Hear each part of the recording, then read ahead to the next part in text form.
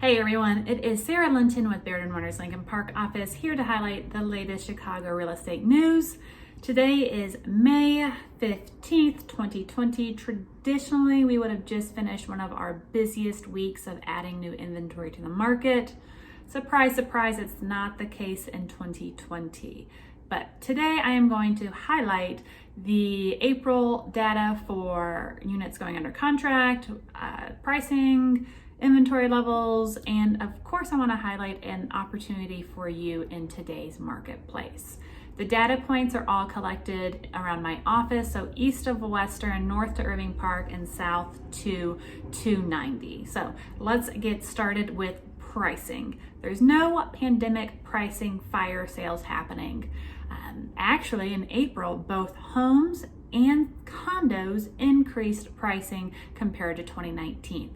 Condos appreciated 5.6%, so no fire sales. I do want to highlight though, some of these homes and condos went under contract before the shelter-in-place order, so I am interested to see next month's sales data figures because that will give a more accurate picture of that pandemic pricing.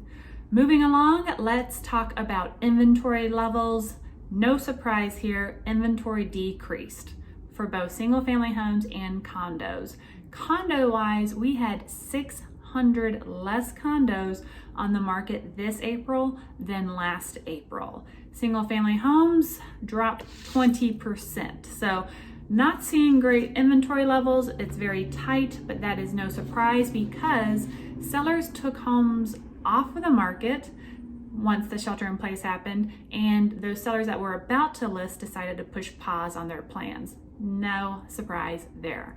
There's a lot of uncertainty in the world today, and that's why they pushed pause on their plans. Now, moving along, now this is not the great news.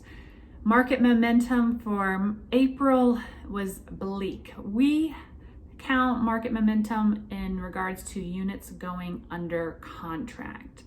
In April, we saw 56% less condos going under contract than 2019. Single family homes, it was even worse. We saw a decrease of 65% units going under contract. So a lot of people were pushing pause on their major life decisions. Unemployment obviously had effect on this. The tighter lending guidelines, especially in the jumbo loan market, had an effect on this, and overall still major health concerns out there during a pandemic. So I do want to highlight a glimmer of hope in regards to under contract. Even with all the uncertainty in the market, around my office, we still had 500 properties going under contract in April. So that right there shows at least 1,000 people are still deciding to continue with buying and selling in 2020. So that's a good sign. What's even a better sign though is if we separate first half of April compared to the second half of April, it really is night and day. It was very bleak that first week of April. April 4th, we put that week 108 units under contract. Compared to last week, we put over 200 units under contract. Each week in April, we saw a double-digit growth of units going under contract. We hope this momentum continues. Currently, we're about 100 units less than where we were last year going under contract. So we are making strides, and people are starting to finally realize that the world is not ending and homes will continue to be bought and sold in Chicago. Now, ending today's message with a plus side, an opportunity for you.